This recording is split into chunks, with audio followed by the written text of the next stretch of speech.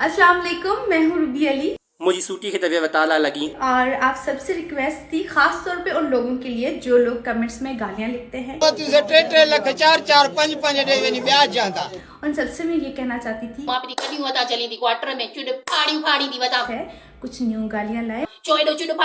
और न्यू गालियों का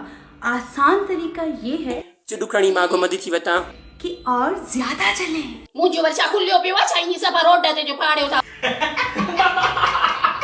सके के बुझाए फिरी मुझे चिट पे फाड़ा पर मची वई मां ने दिल से भल लिखराए फिरी मुझे लगा संग बोलियो सिद्धि जले तुझे को जलाए फिरी हाय रे हाय हाय हाय कसम से कर दिल जाए फिरी ए दासा दिन रजिस्टर चकले वाली जो तू वहां जे रहा मुझे हक्वा मुझे कम हुआ हो कदस पहली फुर्सत में निकाल चंगो भलो पर में न बिहारे तेरी तेरी गांठ मारिए जदहे हूँ सिंगार करे की रो मां परेशान थी विस आ मजो तरह प्यारो लगो पेवा पर मुझे जब जण बंद लगो पेवा जदे मड़वा सा प्यार करे मेरे गलन पूया मेरा